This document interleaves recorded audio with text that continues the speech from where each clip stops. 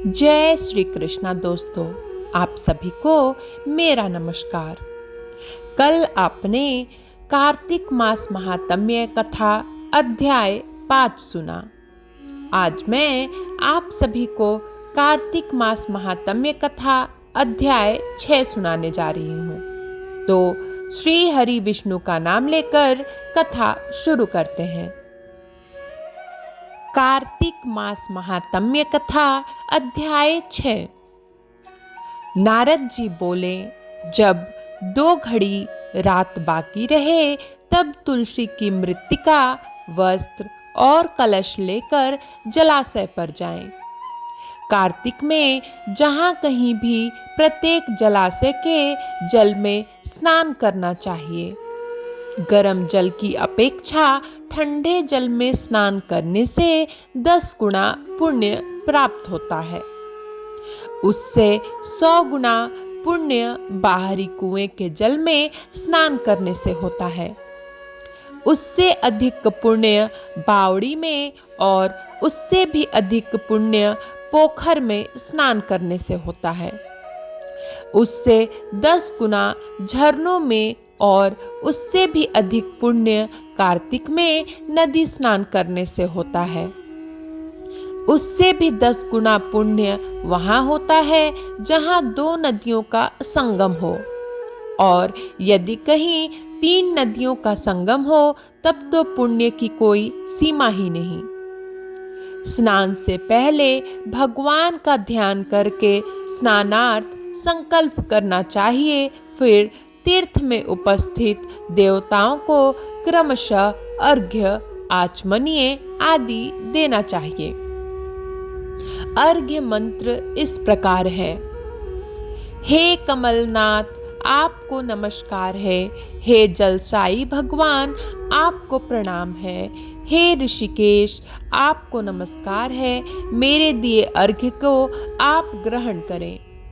वैकुंठ, प्रयाग तथा बद्रिकाश्रम में जहाँ कहीं भगवान विष्णु गए, वहाँ उन्होंने 3 प्रकार से अपना पांव रखा था। वहाँ पर ऋषि वेद यज्ञों सहित सभी देवता मेरी रक्षा करते रहे। हे जनार्दन, हे दामोदर, हे देवेश, आपको प्रसन्न करने हेतु मैं कार्तिक मास में विधि विधान से ब्रह्म मुहूर्त में स्नान कर रहा हूँ। आपकी कृपा से मेरे सभी पापों का नाश हो। हे प्रभो, कार्तिक मास में व्रत तथा विधि पूर्वक स्नान करने वाला मैं अर्घ्य देता हूँ। आप राधिका सहित ग्रहण करें। हे कृष्ण, हे बलशाली राक्षसों का संहार करने वाले भगवान, हे पापों का नाश करने वाले, कार्तिक मास में प्रतिदिन दिए हुए मेरे इस अर्घ्य द्वारा कार्तिक स्नान का व्रत करने वाला फल मुझे प्राप्त हो। तत्पश्चात विष्णु, शिव तथा सूर्य का ध्यान करके जल में प्रवेश कर नाभि के बराबर जल में खड़े होकर विधि पूर्वक स्नान करना चाहिए। गृहस्थी को तिल और आंवले का चूर्ण लगाकर तथा विधवा स्त्री व यति को तुलसी की जड़ की मिट्टी लगाकर स्नान करना चाहिए। सप्तमी, अमावस्या, नवमी, त्रयोदशी, द्वितीया, दशमी आदि तिथियों को आंवला तथा तिल से स्नान करना वर्जित है। स्नान करते हुए निम्न शब्दों का उच्चारण करना चाहिए। जिस भक्ति भाव से भगवान ने देवताओं के कार्य के लिए 3 प्रकार का रूप धारण किया था, वही पापों का नाश करने वाले भगवान विष्णु अपनी कृपा से मुझे पवित्र बनाए।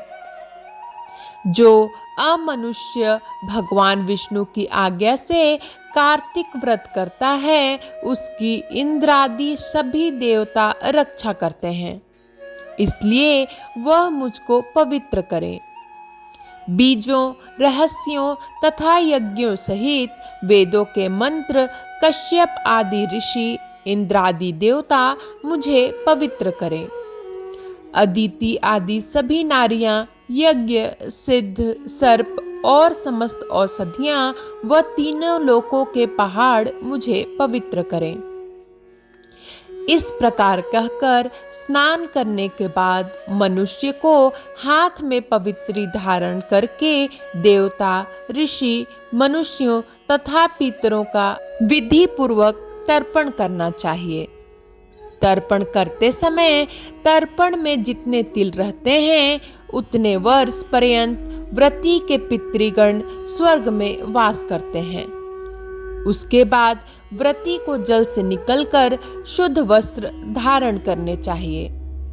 सभी तीर्थों के सारे कार्यों से निवृत्त होकर पुनः भगवान विष्णु का पूजन करना चाहिए। सभी तीर्थों के सारे देवताओं का स्मरण करके भक्ति पूर्वक सावधान होकर चंदन, फूल और फलों के साथ भगवान विष्णु को फिर से अर्घ्य देना चाहिए। अर्घ्य के मंत्र का अर्थ इस प्रकार है। मैंने पवित्र कार्तिक मास में स्नान किया है। हे विष्णु, राधा के साथ आप मेरे दिए अर्घ्य को ग्रहण करें। तत्पश्चात चंदन, फूल और तांबुल आदि से वेद पाठी ब्राह्मणों का श्रद्धा पूर्वक पूजन करें और बारंबार नमस्कार करें। ब्राह्मणों के दाएं पांव में तीर्थों का वास होता है। मुंह में वेद और समस्त अंगों में देवताओं का वास होता है। अपने कल्याण की इच्छा रखने वाले मनुष्य को इनका ना तो अपमान करना चाहिए और ना ही इनका विरोध करना चाहिए। फिर एकाग्रचित्त होकर भगवान विष्णु की प्रिय तुलसी जी की पूजा करनी चाहिए। उनकी परिक्रमा करके उनको प्रणाम करना चाहिए। हे देवी, हे तुलसी, देवताओं ने ही प्राचीन काल से तुम्हारा निर्माण किया है और ऋषियों ने तुम्हारी पूजा की है। हे विष्णु प्रिया तुलसी, आपको नमस्कार है। आप मेरे समस्त पापों को नष्ट करो।